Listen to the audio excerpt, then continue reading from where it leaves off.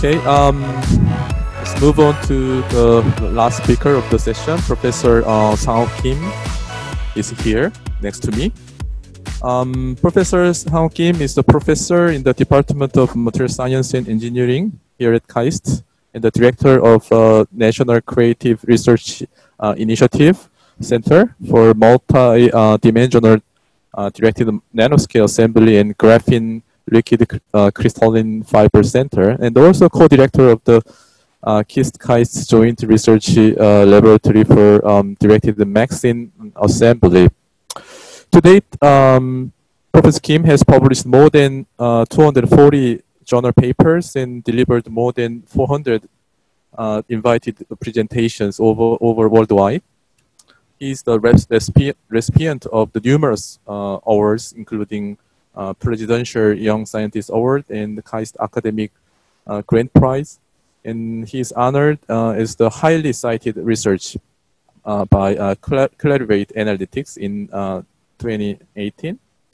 And he is the youngest fellow of the Korean Academy of Science and Technology in 2020.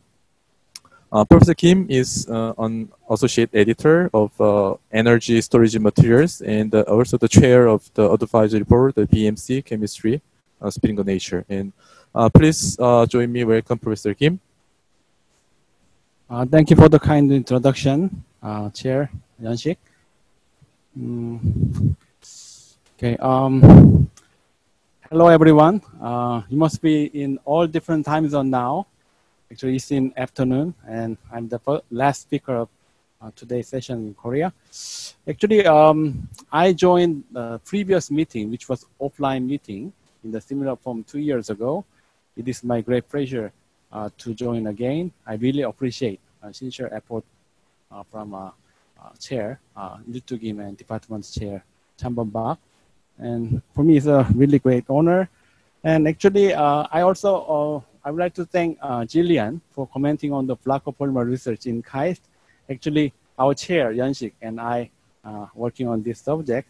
But in today's talk, I will talk about some other research subject, which is about our graphene research. You can see the title of my presentation over here. Actually, I would like to introduce graphene oxide liquid crystal as an interesting precursor material for the real-world application of graphene-based structures. We are all aware of the intrinsic gap between ideal material and real-world application. This is an example of a silicon material, and we know that ideal defect-free crystalline, highly crystalline silicon can be prepared by traditional Choklovsky method, and the resultant single crystal structure can be sliced into silicon wafers. Okay. But for the real-world application in the form of functional devices, this single crystal formation is just a starting point.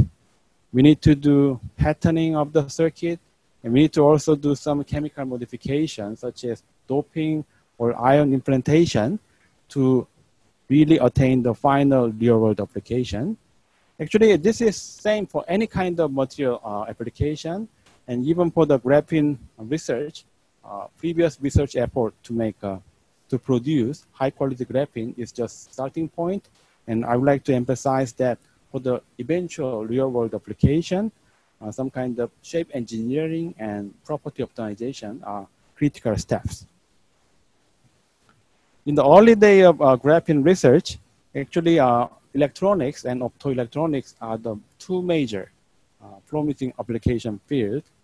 Actually, in early days, one challenge, the most important challenge was considered as a band gap issue. So many scientists tried to open the band gap of an intrinsic semi-metallic graphene structure.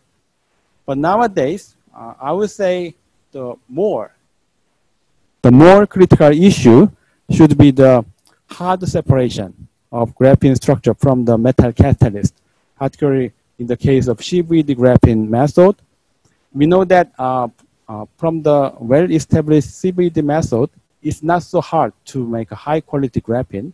But if you try to isolate from the metal structure due to the intrinsic strong adhesion between two at the interface, it's really hard to make defect-free ideal graphene isolation, actually. You can make a kind of a very, some kind of sample for the lab research, but for the eventual high throughput mass production, this intrinsic strong adhesion is a big problem. And in the case of graphene, in monoatomic structure with charge mobility dominant electrical property, any kind of contamination or defect formation during this transfer can really degrade material property. So that's why those fields has some kind of delay in contrast to the initial interest in the graphene research.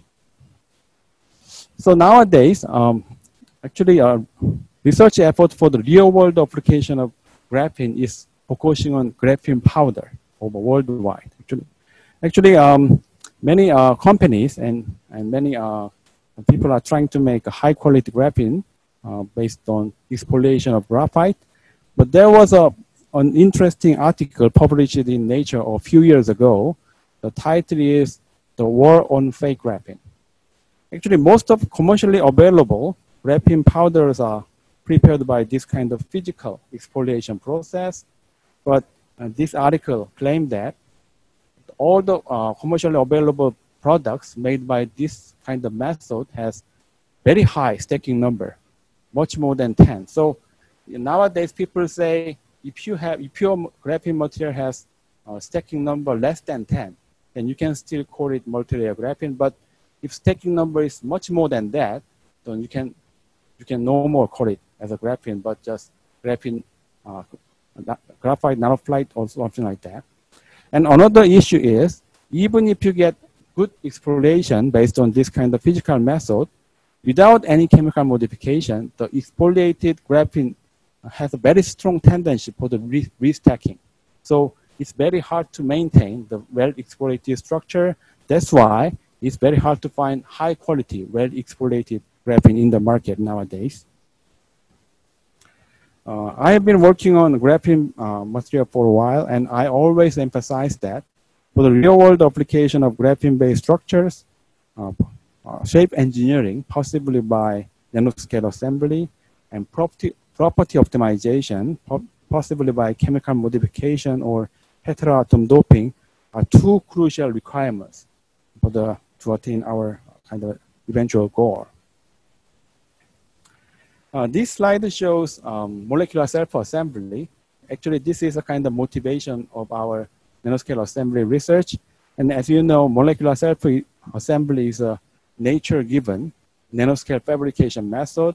And we know that in the level of proteins and RNA, there is no specific functionality, but they have some intrinsic chemical structure which can induce molecular assembly in a spontaneous way. But after assembly, for example, into a COVID virus, as shown here, this kind of assembly can even threaten entire human life. So we can see that molecular self-assembly is a very strong and very powerful parallel scalable process for the production of nanoscale structure. But we want to overcome this kind of natural method to really attain artificial assembly. Okay, we know that graphene-based structure, such as zero-dimensional fluorine and one-dimensional carbon nanotubes and two-dimensional graphene, are star material in the recent material science. And we know that based on robust sp2 hybrid bonded carbon structure, they may have very interesting structures. And my research group has tried to assemble those different graphene-based structure into many different forms, as schematically shown here.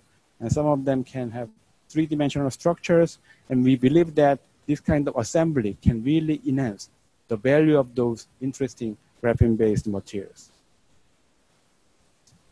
And nowadays, we also have very interesting emergence of two-dimensional materials following the first discovery of graphene. We know that francium metal calcoenide or hexagonal boron nitride and phosphorin and mexin can be prepared in many different sources, and they may also offer many different physical properties and potential applications. So assembly of those 2D structure is another interesting issue we are pursuing nowadays. In Korea, there is an old wisdom saying that even when you have many, many precious stones, the real treasure will be obtained when those stones are strung together. So this is a kind of a justification of our idea of nanoscale assembly to boost up the material value of those interesting materials. This slide shows I believe this one must be one of the first two-dimensional material assembly to attain 3D structure. Actually, we employed well-established glass figure method, which is well-known method for the macroporous polymer structure formation. And based on this approach, we could get three-dimensional macroporous structure from two-dimensional graphene assembly. And actually, we believe that this kind of assembly can be even further developed as we are currently trying now. As some of you are aware of, we have 15th anniversary issue of KAIST in the journal Advanced Materials, online published nowadays. Actually, many scholars contribute to this special issue, and we contributed one perspective article. The title is about nanoscale assembly of 2D materials. And in the case of traditional biomolecules and polymers, they have very specific chemical structure with well-defined chemistry. That's why well-defined hydrogen bonding or hydrophobic interaction can induce assemblies, self-assembly behavior. But in the case of 2D materials, they generally have much larger size compared to the typical molecule and also macromolecule. And 2D material also has very broad spectrum of shape and size. So polydispersity is another challenging issue for the assembly. And all of them has very strong tendency for restacking. So this article introduced how to overcome those kind of limitation and attain assembly of 2D materials. And actually, we introduced 3 principles, mostly developed by my research group. The first one is liquid crystal assembly for the fiber structure. Second one is surface tension assembly, driven for the two-dimensional structure. And third one is electrochemical assembly, possibly for the 2D or 3D structures. Actually, in today's talk, I will focus on this liquid crystalline assembly in the most part, but I will briefly also introduce surface tension assembly and electrochemical assembly. According to the definition by Dejean, liquid crystal is a kind of a mesophase, having liquid-like fluidity as well as crystal-like ordering. So this is a highly dynamic, processable ordered state. So it can be a very interesting precursor and material for the many different application fields. This slide shows 2 major application fields of graphene liquid crystalline material. Left side shows liquid crystal display, where electrical switching of liquid crystalline alignment is used for the optical switching for display devices. And right side shows super strong aramid fiber, which can be prepared by highly oriented fiber formation from polymer liquid crystalline material. Actually, those 2 application fields look quite different, but they have common feature that in liquid crystalline state, it is easy to control the molecular orientation and ordering. That's why we can get such an interesting application field, quite widespread over worldwide nowadays. A very interesting point is, in the case of graphene or 2D material-based liquid crystal, this is different from traditional calamitic liquid crystal of rod-like molecule. They form discotic liquid crystal, as schematically shown here. This is a nematic phase, smectic phase, or columnar phase is a discotic molecule. And in those schematic, these particles are quite monodispersed. But even graphene oxide particle having broad distribution of size and shape can undergo liquid crystallinity. And very interesting point is, in the discotic liquid crystal, 2D planes are aligned in the same way like this. So there is a maximum opportunity to have a face-to-face van der Waals interaction after assembly process. That's why liquid crystal phase, particularly for the 2D material, is a very interesting precursor for the highly well-ordered material fabrication, as shown here in the fiber form or film form. We are all aware of the well-known graphene structure consisting of sp2 hybrid carbon structures, and after severe oxidation, graphene can transform into graphene oxide due to the hydrophilic oxygen functional groups decorating the graphene-based plane. This chemically modified graphene has better improved solubility in polar solvent like water, and it can be also reduced to at least partially restore original graphene structure to restore electrical conductivity and some other properties. And at the same time, those oxygen functional groups can be also exploited for the further chemical modification of graphene-based structure. Actually, this graphene oxide research was firstly pioneered by Professor Rodney Ruoff when he was in Northwestern University. He just employed a traditional Hummer's method, which using strong acid to oxidize graphite. But if you simply just follow Hummer's method, you will see solid precipitation at such a low concentration dispersion in the best solvent like water. Okay. My research group was very fortunate to discover that this low dispersibility is due to the low purity of dispersion, and we have done very careful purification of this dispersion, for example, by dialysis, and we come to find that after careful purification, we may have very high concentration dispersion, even higher than 5 or 8% with the monolayer dominant graphene oxide. You can see some precipitation again, but that is not solid crystalline anymore, but it's a new liquid crystalline phase. According to traditional DLVO theory, you know, when colloidal particle has electrostatic stabilization with electrostatic repulsive force, actually, if you have many ionic impurities in the media, then those ionic impurities will screen the interparticle repulsion. So you will have aggregation. We know that graphene oxide has many carboxylic acid, which can be deprotonated to have a negative charge. That's why it has good solubility in water and polar solvent. So it's same here. If you have many residual ionic impurities in the dispersion, the ultimate dispersibility of negatively charged graphene oxide will be degraded. Okay, that's why we can improve dispersibility when we remove ionic impurities. In addition, if you just leave those impurities, then it will eventually influence all different application fields even after full processing. So if you have a reduced graphene oxide with many impurities remaining, then those impurities will influence on the surface energy. So dispersibility in solvent and composite will be degraded, and particularly metallic impurity can induce undesirable surface reaction, which can be very critical for the energy storage such as battery or catalyst application. If you have many impurities, then surface absorption site can be contaminated. So you will have very poor absorption even when you have a high surface energy of graphene. So it can be very critical for the environmental applications such as water filtration or gas filtration or even catalyst.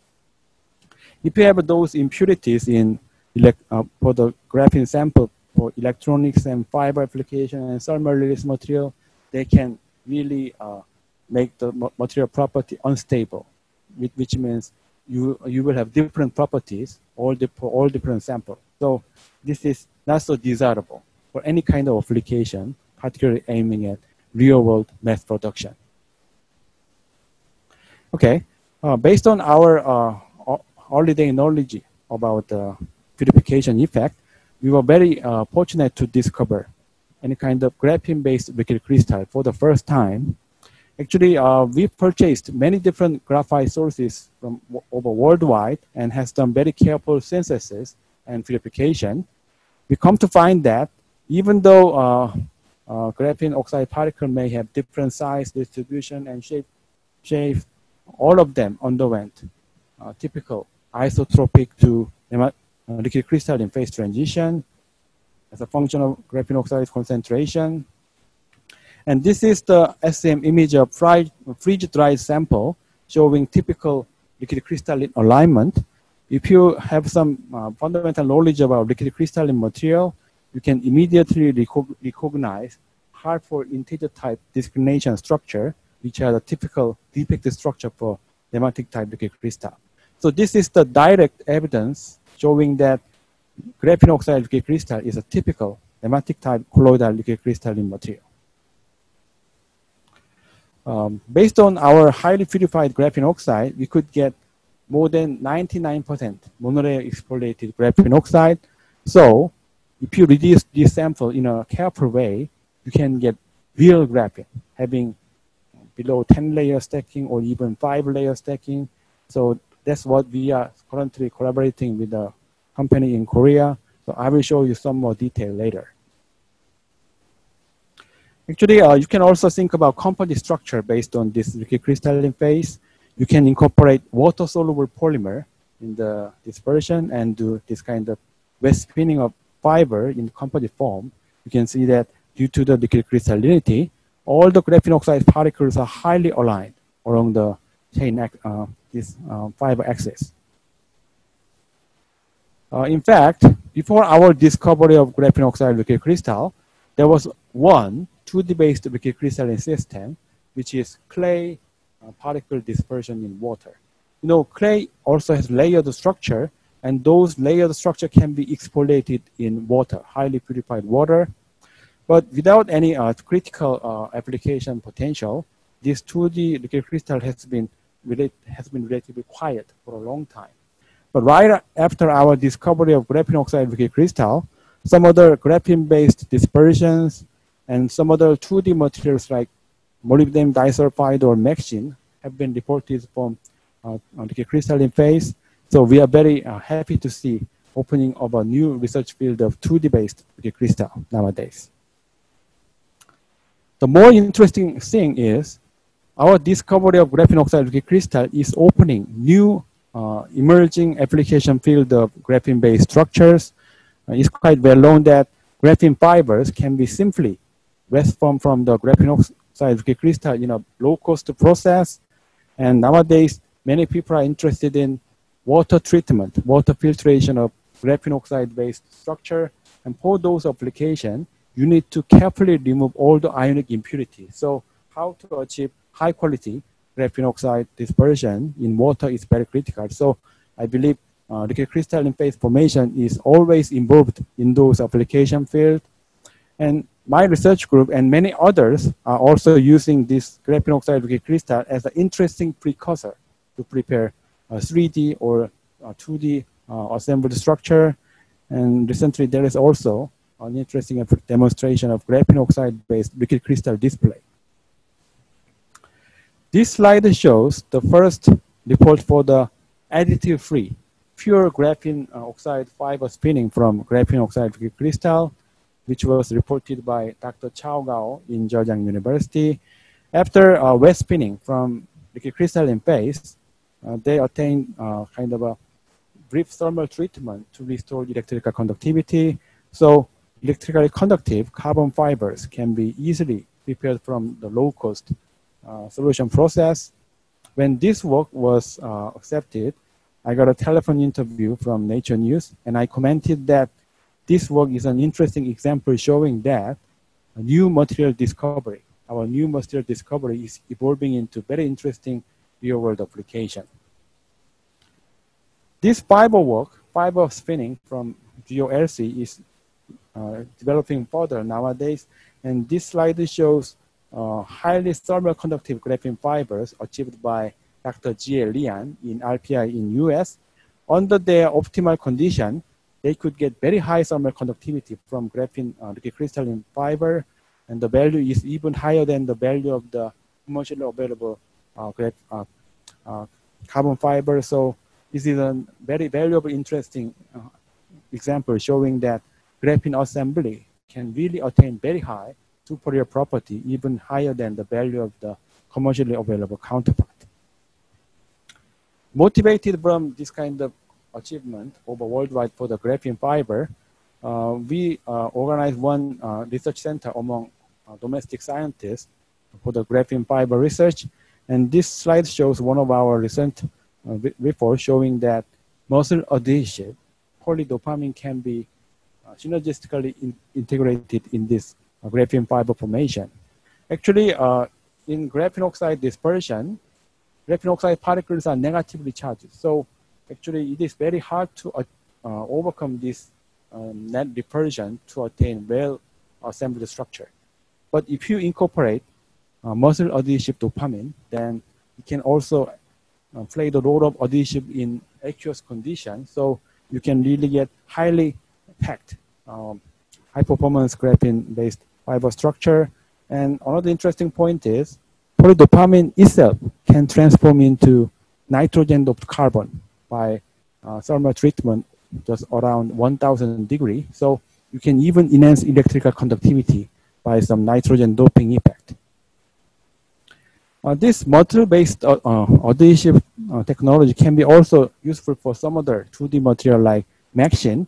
This is our recent work showing that dopamine can enhance intersheet ordering in the Maxine assembled film. This is the structure with Maxine. This is structure without Maxine. Actually, we can enhance electrical mechanical property and environmental stability. But very interesting point is, even without any thermal treatment, this assembled film can have sometimes higher electrical conductivity, even though polydopamine is an organic dielectric material. And we found that there is a doping effect from the polydopamine for the Maxine plate.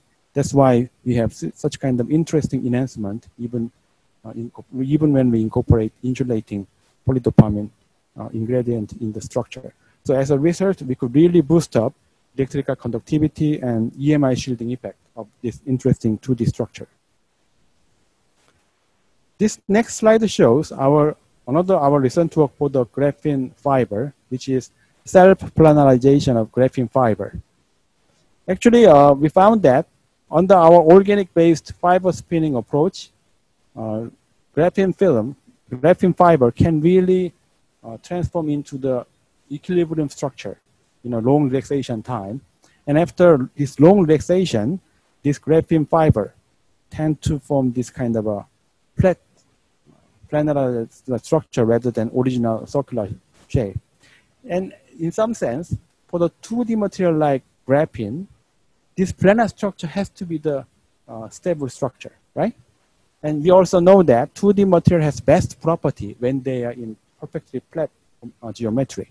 So in some sense, this discovery gives us some kind of knowledge that maybe previous or circular type fiber spinning approach was somewhat misleading in some sense. So based on this, our recent discovery, we try to develop a high performance graphene-based fiber and many other 2D based fiber structure also. I already mentioned that graphene oxide liquid crystal can be even used for the liquid crystal display, which is relying on the electrical switching of liquid crystal alignment. When that work was published, I was invited to write a news and views article, and I gave some perspective in the relevant research area. Actually, if you use highly concentrated graphene oxide liquid crystal, then simply by spin casting, you can prepare this kind of wrinkle-free, large area uniform film. Even though under SEM, it shows patchy appearance, but surface coverage is quite good, and there is no wrinkle to have a highly uniform surface uniformity. Based on this kind of low-cost solution process, you can do many different things. This slide shows very interesting 3D structure formation. We deposited metal particle on the graphene film, and then we have grown vertical CNT array to have a well-defined, highly oriented 3D carbon structure.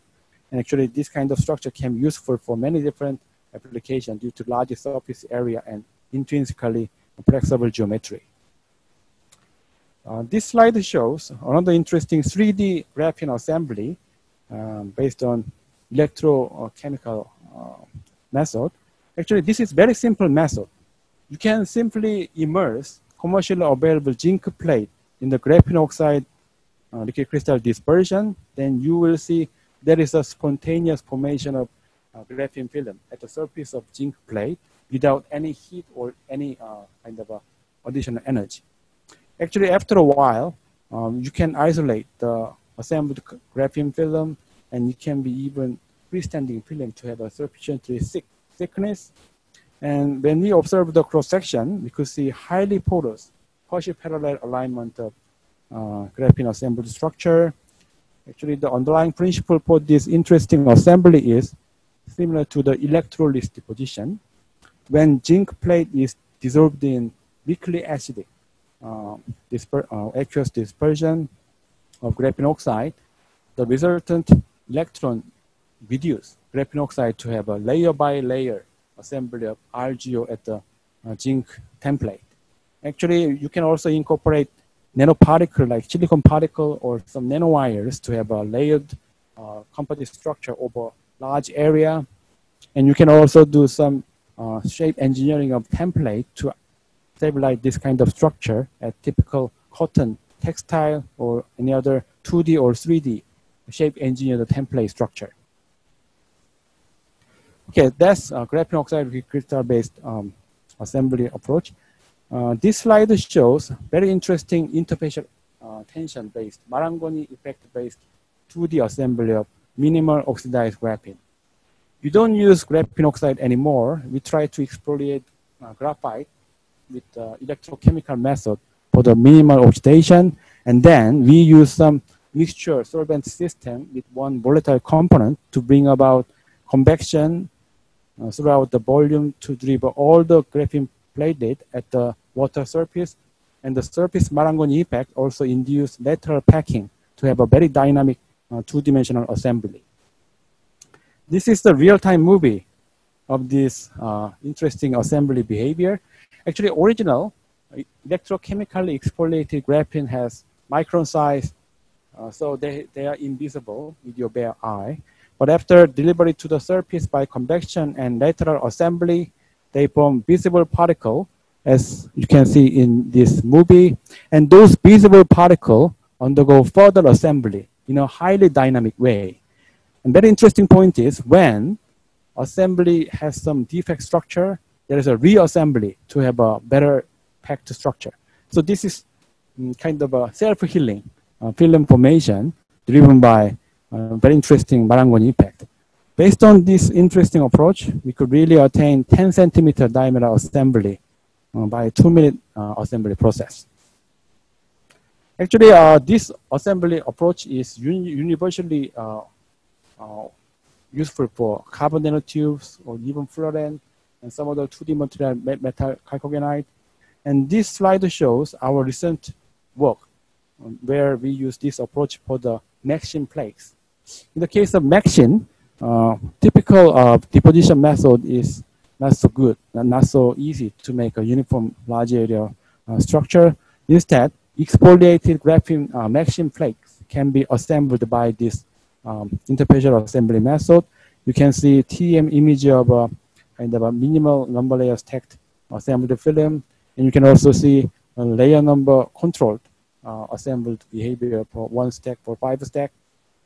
Actually, based on this interesting assembly, the original property of few layer ultra-thin Maxine film was firstly identified, and it was found that EMI shielding effect is really great in this Maxine structure. Okay, that's the assembly part.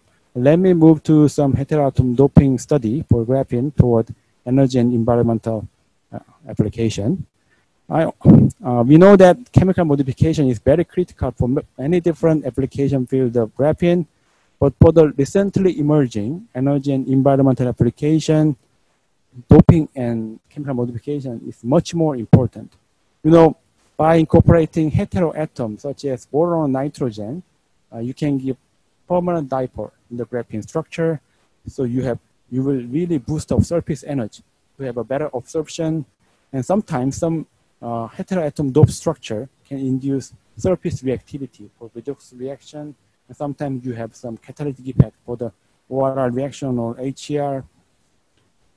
Actually, our first encounter with the heteroatom doping of graphene structure was during our CVD growth of vertical CNT array.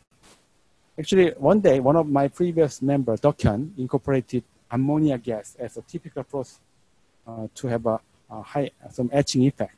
And we found that when we incorporate some optimal amount of ammonia, there was a sudden boost up of the growth rate. And we found that there is a spontaneous doping of nitrogen from the ammonia during the synthesis process. But there was a very interesting behavior which was hard to understand, that is work function. Work function do not show any kind of a consistent change, but there was a transition from decrease to increase from about around the 4% of the doping concentration. So we try to understand this behavior from the discussion with theoretical physicists. Actually, this slide shows the resultant work, which was the collaboration with Professor Yong-hyun Kim. Now he is in physics department in KAIST. According to his DFT calculation, it was suggested that when nitrogen composition is low, this kind of quaternary dopant structure can be the most stable form. But when nitrogen content is high, this FeM4 complex structure can be more stable form. Actually, we don't have any iron, but we know that we are using iron as a catalyst for the growth. So he suggests to check this kind of iron-4 FeM4 structure formation during the synthesis. And we have carefully done XPS and many other characterization, and which was consistent with his suggestion. And we have also done ORR catalytic property characterization. We found that actually with this complex structure formation, the catalytic property can be really boosted up compared to the just nitrogen doped sample. And this is the DFT theory for the this kind of ORR reaction based on this FeM4 structure. And nowadays, a single atom catalyst is growing as a big field, mainly motivated to reduce the the use of the precious metal as a catalyst. And as far as I know, this is one of the first research showing that single metal atom catalyst can be stabilized at the graphene surface. And actually, this kind of idea, I hope this kind of idea can be really contribute to the real world application of some single metal atom based catalyst in the future. This next slide shows our next work, showing end-doped site as a nucleating site for the heterostructure formation. In this particular case, amorphous molybdenum sulfide can be simply deposited at the nitrogen doped CNT surface. Actually, you can just dip end of CNT in the metal precursor solution and then dry and do some summer treatment. Then you can get very uniform coverage of amorphous molybdenum sulfide at the end of CNT surface. Amorphous molybdenum sulfide has high catalytic surface area but low conductivity. This core CNT can accelerate the charge transport pathway. Due to this synergistic effect, we could get record high hydrogen evolution, electrochemical catalytic reaction several years ago. Several years ago, we also reported that nitrogen dopant site can be a very valuable, interesting unzipping site for the graphene structure. Dopant site can be rather weaker than neighboring all carbon crystalline structure, so we could induce unzipping of this multi-wall carbon nanotube array based on this dopant initiated process. And actually, due to the relatively mild unzipping condition, you can see crystallinity of original graphene is well surviving, even right next to the unzipped structure. So we could achieve ultra fast supercapacitor behavior based on this unzipping process. And we also exploited this unzipped structure for the interesting bifunctional catalyst. Actually, our unzipping process is so well defined, so it generates this ketone dominate dominant edge structure. When we do hydrogen treatment, we have this kind of N2 type edge dopant structure. And we found that this dopant can be protonated or deprotonated according to the external potential. So according to this chemical change, we can sometimes do OR catalyst, but it can be also reversed to have a OER catalyst behavior. You know, bifunctional catalyst is quite popular nowadays, but most of them use two different kinds of catalytic material for the different reaction. But in this case, one dopant site can really act as a multiple electrically switchable dopant site. So I think it's a very interesting kind of a meaning for the bifunctional catalyst. We also reported that nitrogen doped CNT or nitrogen doped graphene can wrap or kind of stabilize silicon particle to have an ideal kind of a anode structure for the lithium battery. Actually, in this particular case, doping can have very intrinsic adhesion with the silicon oxide surface. So even when silicon particles are broken after cyclic lithiation and deaceration, you still have affinity with the neighboring carbon material. So you could get very stable performance of lithium anode performance over many cycles. Actually, this kind of wrapping based on graphene was one of our early day research effort. I believe that our peptide nanowire wrapping with the graphene should be the first graphene-based wrapping research. And actually, peptide nanowire is a biostructure. Hopefully, we can do kind of a COVID virus separation or isolation based on similar kind of idea of graphene wrapping. Okay, we have reported many review articles of graphene oxide liquid crystal. This slide shows our recent 2 articles. Actually, I would like to comment that this right side one is commenting on much more oriented for the real world application. And I even included antimicrobial application of graphene oxide. You know, without any chemical modification, graphene is inert for the biostructure with hydrophobic nature. But after chemical modification, it can be quite compatible with the biostructure, like a COVID virus. Okay, my research effort for the graphene oxide liquid crystal is not still confined in lab scale research, but we have done very elaborative collaboration with a Korean company, Standard Graphene, for the last 5 years. And based on our collaboration effort, we have quite high quality graphene oxide and reduced graphene oxide. This is the SM image of their product of reduced graphene oxide. It looks quite aggregated or stacked, but if you do just 1 hour kind of a tonication in DMF or NMP, you can get almost monolayer-like exfoliation. And so this is a really high quality real graphene powder film, graphene powder sample commercially available in the market now.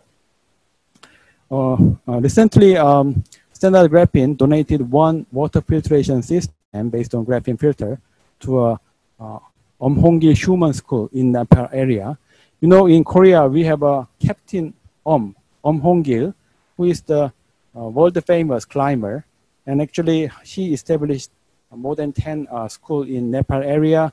And this company donated 1 system to, this is Captain and this is president of the company, Jong Lee, and this is myself.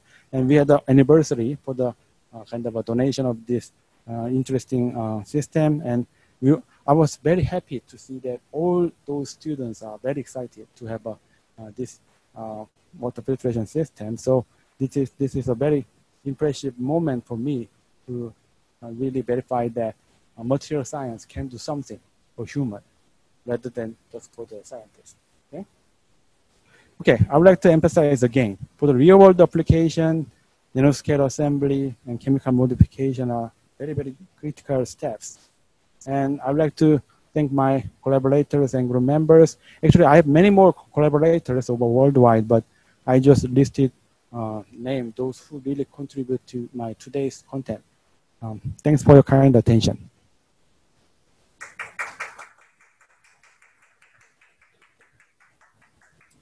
Okay, Professor Kim, thank you very much for your nice talk. There's a few questions for you. So first one is thanks for the great talk. So for Marangoni effect, any kind of materials can be applied for assembly of 2D materials. Hydrophilic and or hydrophobic nature will affect assembly function. Could you comment on it? That is a very interesting question. Actually, in the case of hydrophilic material, usually those material has good dispersibility or solubility in a common polar solvent. So they can be assembled even without this kind of assembly. But the problem is for the hydrophobic nanoscale materials.